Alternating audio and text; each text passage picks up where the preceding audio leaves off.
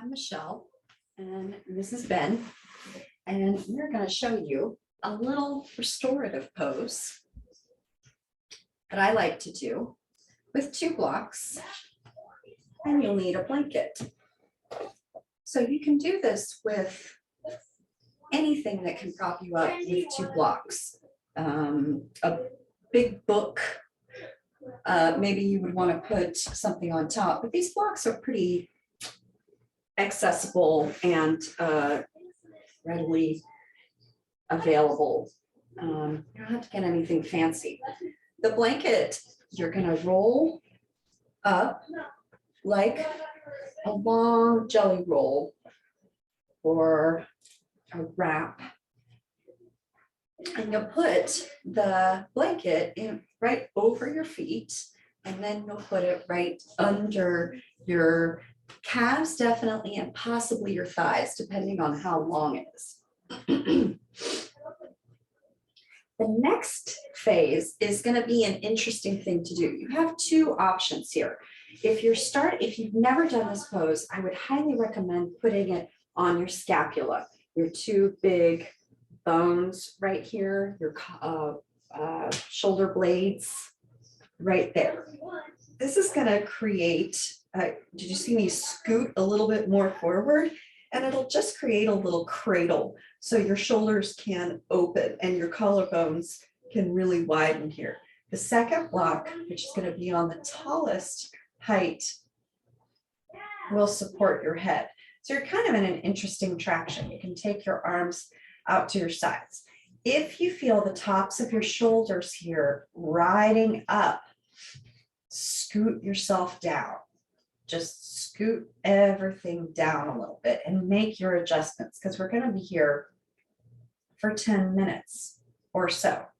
If you've done this pose and you know you want something a little bit different, you can always scoot the block down. This is going to support more in the rib cage.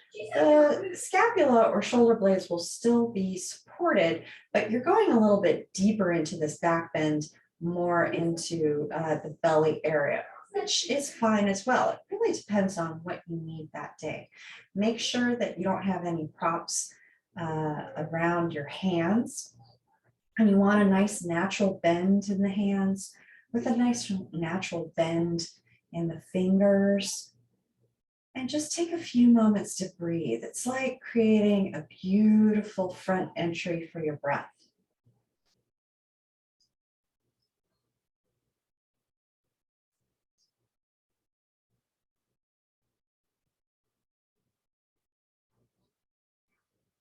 So as you're laying here, what does this pose do? You're in Baddha Konasana. That's a really great pose for women, especially opening up through the hips, providing support in the legs. You want to feel really grounded and supported here. You want to lengthen up through the spine. You want this spine to be really long and supported. The pelvis is pretty neutral, you know? And the way that you can look at this is your front hip points and your ribs. Are they on the same plane? We want that. If they're not, you lift up the hips a little bit and you set them down. Maybe a little bit more on the flesh of your bum. That's fine. What we want really here is this heart opening in the collarbones, in the ribs, in the belly. This pose is really great to do before you've eaten anything. I haven't eaten anything today, so I feel like I can stretch through the stomach. When the stomach is processing food, it's a lot harder for it to stretch. So just take your time, and if you've eaten a little bit, that's okay. Prop yourself up a little bit higher so you're in more of a 45-degree angle. This pose is great for the heart, for circulation. If you're feeling, as I do, sometimes apprehensive about meeting people or going out and doing things, I'm right there in the middle of introvert and extrovert, and I know when one is overstimulated or when one needs a little more attention. And when the introvert in me wants to stay home and sit on the couch and cancel all plans, I do this pose, and it really helps to feel like I have the support of the world behind me. I have the support that I need, that I don't have anything unnecessary on my shoulders, that my neck is really taking a break. This is a great pose if you are also doing a lot of computer work, because the whole body that is forward or driving, doing in this forward motion is now open, and all the parts that strain normally, the back where they're overstretched, are now passive, right? So think about that as you're laying here. You don't have to do any hand motions. I'm just here with you, just taking a moment to breathe into the space, to feel the nourishment, to feel the alignment that you want to be in. Because our bodies always want to be in alignment. And they just try to find a path, like a branch of a tree, to just find the best alignment they can. It's like that seeking of the sun for plants, where you see that funny, sometimes crooked path. That's okay. We look at that and we think, oh, how beautiful.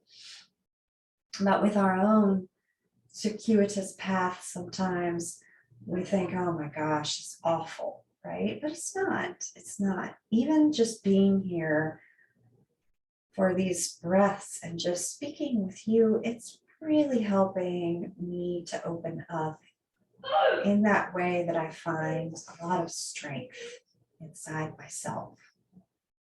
I don't always feel when overstretched in the back, overstretched in the shoulders, overstretched in the neck. It's like a little vacation for the upper body, and for the inner thighs to find a stretch too, for the outer thighs to contract, right? Let's take another 10 breaths here. If this is your first time, just stick with it just for a few moments. It may feel weird. You may hear some cracks, but that's really just a softening.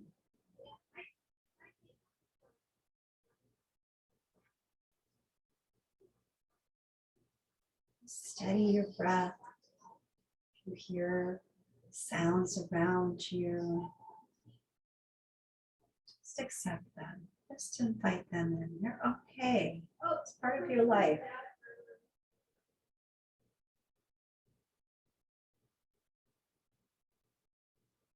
Take this opportunity to soften the jaw, the hands, and the feet even more. To feel that separation between the air, skin, and your body, as neutral, as soft as possible.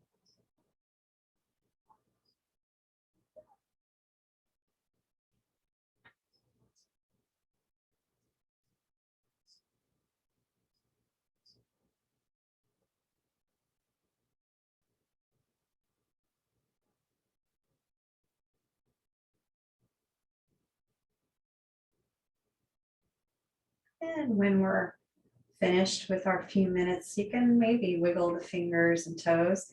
If you want to stay here, just stop this and go on for up to 10 minutes. 10 minutes is a good place to be if you've practiced this pose. Getting out, you take your non-dominant hand, your non-writing hand, and that's going to come onto the floor. And you'll take your dominant hand, your writing hand, you're going to cradle your head and neck. You're going to use your hand to lift yourself up, to take your legs, bring them back to neutral. Now here's the time we take that non-dominant hand, we sort of roll onto it. And you can take both hands now and sort of climb your way up. Go slowly. Slow is better. It really is, because in this pose, we've opened up so much. And now we're just going to come, see, even he loves this pose. He has to be there right when I'm doing this pose. So take a moment and sit quietly. This is a really nice way of just taking a moment to listen to those muscles, those bones, everything that you feel inside that have maybe stretched. And neck roll. You can do it from the back, you can do it from the front. Just be very careful as you're moving your neck again, bringing movement into this. Sometimes I like to give myself a massage. That's also fine. Sometimes you roll the shoulders. Here's the kicker. When we do any kind of back bend, you want to release with a twist. Your back is really primed for it. So take one hand behind you, and as you lengthen the spine, you're going to exhale in one direction. The hips can go along for the ride. That's fine. Inhale to come back to center. Take a breath, take a beat. Let's move to the other side. Other hand comes back. Big breath in to lengthen. Exhale to go into the twist. I'm not going deep. I'm just going where I need to go this morning. My shoulders are a little sore from teaching yesterday. I'm just coming back to center, honoring where I am, honor where you are. Your growth is your own. It's okay to be right where you are. Many, many blessings, much love to yourself first. What you're going through is hard. Give yourself the empathy first, so you can fill up your own well and give that to others. Thank you so much for watching. Namaste.